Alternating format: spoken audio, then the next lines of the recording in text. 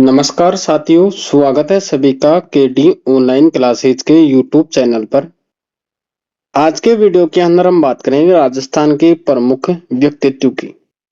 इस चैप्टर से हर एग्जाम में क्वेश्चन पूछा जाता है, चाहे कोई सा भी एग्जाम हो।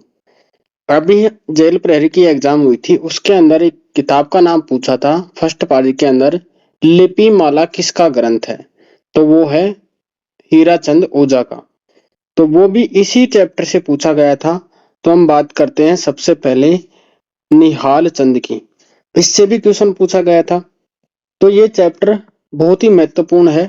तो हम बात करते हैं सबसे पहले निहाल चंद की। किशनगढ़ चित्रशैली को चरमोत्कर्ष पर पहुंचाने का श्रेय निहाल चंद को है। यह किशनगढ़ के शासक सावंत सिंह के दरबार में था। निहाल चंद किसके दरबार में था? किशनगढ़ के शासक सावंत सिंह के दरबार में था। सावंत सिंह और उनकी प्रेयसी बणी ठनी को राधा कृष्ण के रूप में चित्रित किया। सावंत सिंह और उनकी प्रेमी बणी ठनी को किस रूप में चित्रित किया? राधा कृष्ण के रूप में। और बणी ठनी को भारत की मोनालिसा कहा जाता है।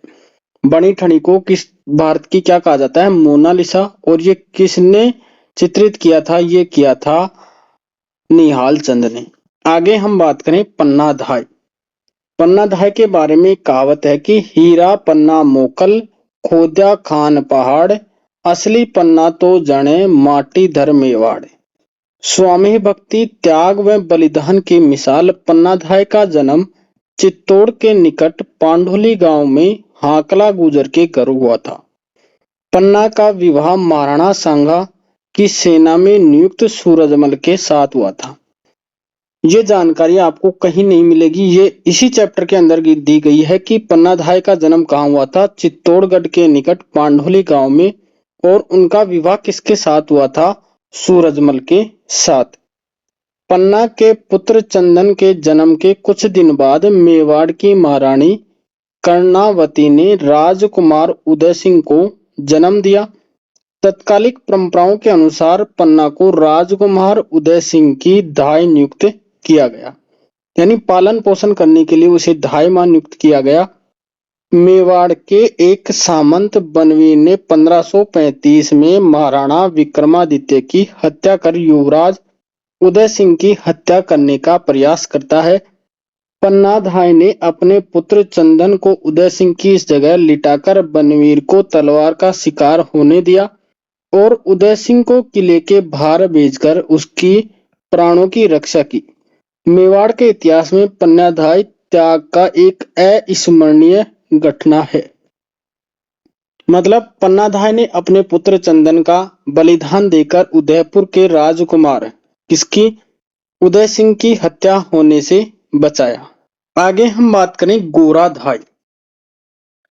जिस प्रकार मेवाड़ के अंदर पन्नाधाय का वर्णन मिलता है, उसी प्रकार मारवाड़ के अंदर भी गोराधाय का वर्णन मिलता है। मेवाड़ के इतिहास में जो महत्व पन्नाधाय को प्राप्त है, वही महत्व मारवाड़ में गोराधाय को प्राप्त है। वीरांगना गोराधाय का जन्म 4 जून 1946 को एक माली परिवार में रत्नोजी टांक माता रूपा के घर जोधपुर में हुआ था। इनका विवाह मंडोर के मनोहर गोपी भलावत के साथ हुआ। 1678 में जोधपुर के महाराजा जसवंत सिंह की जमरूदों में मृत्यु होने के बाद उनके सरदारों ने महाराजा के परिवार को सुरक्षित रूप से जोधपुर ले जाने को चाहा। मार्ग में महाराजा जसवंत सिंह की पत्नी ने राजकुमार अजीत सिंह को जन्म दिया। यह खबर मिलने पर औरंगजेब ने जसवंत सिंह के परिवार को दिल्ली बुला लिया। औरंगजेब के इरादे ठीक न जानकर वीर दुर्गादास ने महाराजा के उत्तराधिकारी राजकुमार अजीत सिंह को बचाने की युक्ति सोची। वीर दुर्गादास व मारवाड़ के अन्य वफादार सरदारों ने गोराधाय को एक साधारण सिपाही कर्मी का स्वांग रचकर राजकुमार को शाही पहरे से निकालने की योजना बनाई। वह अपने पुत्र को अजीत सिंह के स्थान पर रखकर राजकुमार को टोकरे में सुरक्षित बाहर ले गई। राजकुमार को गोराधाय ने मुकुंददास खींची जो सपेरे के वेश में था को सुदृढ़ कर दिया। इस प्रकार गोराधाय ने जोधपुर राज्य में उत्तराधिकारी की जान बचाई। धन्य है गोराधाय। गोराधाय के अपूर्व त्याग को जोधपुर राज्य में राष्ट्रीय गीत धूसा में गाया जाता है। उसकी स्मृति में जोधपुर में 6 खंभों की छतरी बनी हुई है, जिसका निर्माण 1711 में करवाया गया और जोधपुर में गोराधाय के नाम से बावड़ी भी है। गोराधाय है, उसकी जोधपुर के अंदर 6 खंभों की छतरी बनी हुई है, जिसका निर्माण कब हुआ? 1711 के अंदर। और गोराधाय के नाम से जोधपुर के अंदर क्या है? बावड़ी भी है। आगे हम बात करते हैं गौरीबाई। डूंगरपुर के नागर ब्राह्मण परिवार में जन्मी कृष्ण भक्त कवित्री गौरीबाई को वागड़ की मीरा कहा जाता है। गौरीबाई को क्या कहा जाता है? वागड़ की मीरा भी कहा जाता है। डूंगरपुर महारावल शिव सिंह ने गौरीबाई के लिए 1829 में बाल मुकुंद मंदिर का निर्माण करवाया था। गौरीबाई को क्या कहा जाता है? वागड़ की मीरा। और डूंगरपुर के महाराजा शिव सिंह ने गौरीबाई के लिए 1829 में बाल मुकुंद मंदिर का निर्माण करवाया था। अब हम बात करते हैं दुर्गादास राठौड़ की। स्वामी भक्त वीर शिरोमणि दुर्गादास महाराजा जसवंत सिंह के मंत्री आसकरण के पुत्र थे। किसके पुत्र थे? आसकरण के पुत्र थे। इनका जन्म 13 अगस्त 1668 को मारवाड़ के सांवला गांव में हुआ था। दुर्गादास का जन्म कहाँ हुआ था? सालवा गांव में हुआ था। ये जसवंत सिंह की सेना में रहे। महाराजा की मृत्यु के बाद उनकी रानियों में खालसा हुए जोधपुर में उत्तराधिकारी अजीत सिंह की रक्षा के लिए मुगल सम्राट औरंगजेब से उसकी मृत्यु पर्यंत राठौड़ सिसोदिया संघ का निर्माण कर संघर्ष किया। यानी दुर्गादास राठौड़ ने किसके प्राणों की रक्षा की थी? अजीत सिंह के प्राणों की रक्षा की थी।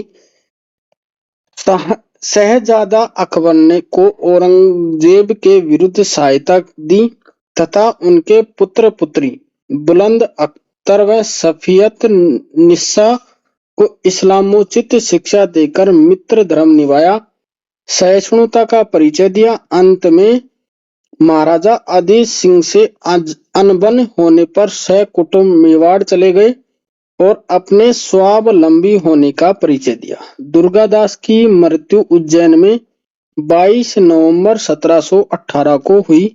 उनकी वीरता व साहस के गुणगान में मारवाड़ में उचित पंक्ति प्रचलित है कि मायड़ ऐसा पूत जन जैसो दुर्गादास है। दुर्सा आड़ा की किसकी बात करते हैं? दुर्सा आड़ा। अकबर के समकालीन दुर्सा आड़ा ने महाराणा प्रताप एवं राव चंद्र सेन के देश प्रेम की भावना का यशोगान किया।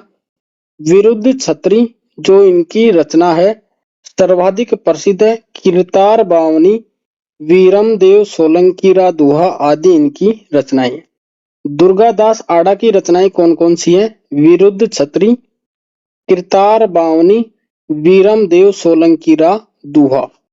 दयालदास बीकानेर रे राठौड़ी ख्यात के रचनाकार कौन है? दयालदास, जिनका जन्म होता है 1798 के अंदर बीकानेर के कूड़िया नामक गांव में। दयालदास री ख्यात की हस्तलिखित प्रति में राठौड़ों की उत्पत्ति से लेकर महाराजा सरदार सिंह के राज्यारोहण तक का इतिहास लिखा हुआ है। बीकानेर राठौड़ी ख्यात के रचनाकार कौन है? दयालदास हैं, जिनका जन्म होता है 1798 के अंदर बीकानेर के कूड़िया ग्राम में।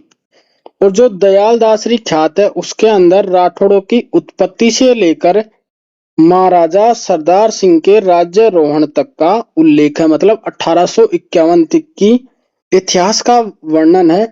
यह ख्यात बीकानेर राजवंश का विस्तृत विवरण जानने, मुगल मराठों के राठौड़ों से संबंध जानने, फरमान निशान आदि के राजस्थानी में अनुवाद, बीकानेर की प्रशासनिक व्यवस्था को समझने में महत्वपूर्ण है। आगे हम बात करते हैं कवि राजा श्यामल दास। मेवाड़ के महाराणा शंभू सिंह और उनके पुत्र महाराणा सज्जन सिंह के दरबारी कवि कौन थे? कवि राज श्यामल दास का जन्म 1836 में धुकलिया भीलवाड़ा में हुआ था। कवि श्यामलदास किसके दरबार में थे? ये थे शंभू सिंह और उनके पुत्र सज्जन सिंह के दरबारी कवि। इनका जन्म हुआ था 1836 के अंदर धोकलिया गांव भीलवाड़ा के अंदर। मेवाड़ महाराणा शंभू सिंह के आदेश पर इन्होंने मेवाड़ राज्य का इतिहास लिखना शुरू किया, जो वीर विनोद नामक ग्रंथ में संकलित है। श्यामलदास की रचना कौन सी है? वीर विनोद, जो किसके आदेशों पर लिखी गई? शंभू सिंह के आदेशों पर लिखी गई। ब्रिटिश भारत सरकार ने इनको केसर-ए-हिंद की उपाधि से तथा महाराणा मेवाड़ ने इनको कवि राजा की उपाधि से विभूषित किया। यानी ब्रिटिश सरकार ने तो इनको कौन सी उपाधि दी? केसर-ए-हिंद की उपाधि दी, और मेवाड़ के महाराणा ने इनको कवि राजा की उपाधि दी। और इन्होंने वीर विनोद किसके कहने पर लिखा? मेवाड़ के महाराणा शंभू सिंह के कहने पर लिखा। आगे हम बात करते हैं गौरी शंकर हीराचंद ओझा। राजस्थान के इतिहासकार एवं पुरातत्ववेदा गौरी शंकर हीराचंद ओझा का जन्म 1863 में रोहिड़ा सिरोही में हुआ था। प्राचीन लिपि का अच्छा ज्ञान होने के कारण इन्होंने भारतीय प्राचीन लिपि माला नामक ग्रंथ की रचना की। गौरी शंकर हीराचंद ओझा ने कौन सा ग्रंथ लिखा? लिपि माला। लिपि माला। अभी ये जेल प्रहरी के अंदर पूछा गया था। किसमें? जेल प्रहरी में। और ऑप्शन में क्या थे? एक ऑप्शन था बावजी चतुर सिंह, एक ऑप्शन था गौरी शंकर हीराचंद ओझा, एक ऑप्शन था श्यामलदास और एक ऑप्शन था दयालदास। देखो, प्रश्न बनाने वाले ने भी इनके आसपास के ही क्या लिए हैं? ऑप्शन लिए हैं। तो ये इस हिसाब से आप देख सकते हो कि ये किताब कितनी महत्वपूर्ण है राजस्थान अध्ययन की। बात करते हैं गौरी शंकर हीराचंद ओझा के बारे में। और अंग्रेजों ने इन्हें महोपाध्याय व राय बहादुर की उपाधि प्रदान की। इन्हें राजस्थान की कई रियासतों का इतिहास लिखकर उन्हें समृद्ध बनाया। अंग्रेजों ने कौन सी उपाधि दी? महोपाध्याय और राय बहादुर की उपाधि दी। और ग्रंथ कौन सा लिखा है इन्होंने? लिपि माला। आगे हम बात करते हैं बावजी चतुर सिंह की। मेवाड़ राजघराने से संबंधित लोक संत चतुर सिंह का जन्म 1879 में मेवाड़ के करजाली गांव में हुआ था। संत चतुर बावजी का जन्म कहाँ हुआ था? करजाली गांव में। कब हुआ? 1879 के अंदर। विवाह के कुछ समय बाद ही विधुर हो जाने पर इन्होंने स्वयं को धार्मिक कार्यों में समाज सेवा में लगा दिया। उदयपुर के पास सुकेर गांव में एक झोपड़ी में योगा अभ्यास, चिंतन व जन उपयोगी साहित्य की रचना करते हुए जीवन व्यतीत किया। वे संस्कृत एवं राजस्थानी भाषा के अच्छे जानकार थे। भागवत गीता की गंगाजली टीका, परमार्थ विचार, योग सूत्र की टीका, सांख्य तत्व की समाज टीका, मानव मित्र चरित्र, शेष चरित्र, अलख पचीसी, अनुभव प्रकाश, चतुर प्रकाश, चतुर चिंतामणि, समाज बत्तीसी आदि प्रमुख कृतियां लिखी। चतुर बावजी की रचनाएं कौन कौन सी हैं? भागवत गीता की गंगाजली टीका, परमार्थ विचार, योग सूत्र की टीका, सांख्य तत्व की समाज टीका, मानव मित्र चरित्र, शेष चरित्र, अलख पचीसी, अनुभव प्रकाश, चतुर प्रकाश, चतुर चिंतामणि, समाज बत्तीसी आदि प्रमुख कृतियां हैं। अपनी कृतियों रचनाओं के माध्यम से जन जागरण का प्रयास करते हुए 1929 में चतुर सिंह की मृत्यु हो गई। चतुर सिंह ने अच्छे और बुरे लोगों के संबंध में अपने प्रतीकों को माध्यम से समझाते हुए लिखा, कारण तो कह तो फिरे हर कीनी हकनाक, जनरी वह उनने कहे हियो लिफाफो राख। आगे हम बात करते हैं बीरबल सिंह की। किसकी? बीरबल सिंह। गंगानगर जिले के रायसिंह नगर में जन्मे बीरबल सिंह बीकानेर राज्य परिषद के सदस्य थे। बीरबल सिंह किसके सदस्य थे? बीकानेर प्रजा परिषद के सदस्य थे। वे सामंती अत्याचारों का विरोध करने व नागरिक अधिकारों की प्राप्ति के हर आंदोलन में अगवा रहते थे। प्रजा परिषद ने 30 जून 1946 को रायसिंह नगर में एक कार्यकर्ता सम्मेलन कर भावी रणनीति पर विचार किया। 1 जुलाई 1946 के दिन झंडा अभिवादन के तहत कार्यकर्ता हाथों में तिरंगे झंडे लिए सम्मेलन स्थल पर पहुंचे। इसी बीच रेलवे स्टेशन पर कार्यकर्ताओं की गिरफ्तारी और उन पर जुल्म की सूचना पाकर बीरबल सिंह के नेतृत्व में कार्यकर्ता हाथ में तिरंगा लिए स्टेशन की ओर बढ़ने लगे, जिससे घबराकर सरकारी अधिकारी ने गोली चलवा दी। इन्हीं में से एक गोली का शिकार बीरबल सिंह बना, लेकिन उनके तिरंगे को गिरने नहीं दिया। घायल अवस्था में भी बीरबल सिंह के बोल फूट रहे थे, झंडा ऊंचे रहा हमारा, झंडा ऊंचा रहे हमारा। ये किसके बोल थे? बीरबल सिंह के। आगे हम बात करें विजयदान देथा। 1 सितंबर 1926 को बोरुंदा जोधपुर में जन्मे विजयदान देथा की प्रसिद्ध कृतियां बातारी फुलवारी, जो क्या है, लोक कथा संग्रह है, बापू के 3 हत्यारे, आलोचना 1948 में लिखी, चौधराइन की चतुराई एक लघु कहानी संग्रह जो कब लिखी? 1996 के अंदर, दुविधा, अलेखू हिटलर आदि हैं। ये रूपायन संस्था बोरुंदा के सह संस्थापक भी हैं। विजयदान देथा का जन्म कब हुआ? 1 सितंबर 1926 को। कहा? बोरुंदा जोधपुर के अंदर। और इनकी कृतियां हैं बातारी फुलवारी, बापू के 3 हत्यारे, चौधराइन की चतुराई, दुविधा, अलेखू हिटलर। और ये रूपायन संस्था जो कहाँ है? बोरुंदा के अंदर, उसके सह संस्थापक भी हैं। बिज्जी उपनाम से प्रसिद्ध देथा को 1974 में केंद्रीय साहित्य अकादमी पुरस्कार, 1992 में भारतीय भाषा परिषद पुरस्कार, 2002 में बिहारी पुरस्कार, 2006 में साहित्य चूड़ामणि पुरस्कार, 2007 में पद्मश्री में 2012 में राजस्थान रत्न से सम्मानित किया गया। उनकी एक लोक कथा पर मणिको ने पहले दुविधा फिल्म बनाई और फिर इसी कथा पर अनमोल पालेकर नाम ने पहेली नामक फिल्म बनाई। के आगे हम नेक्स्ट वीडियो के अंदर बात करेंगे। तब तक के लिए धन्यवाद दोस्तों। जय हिंद।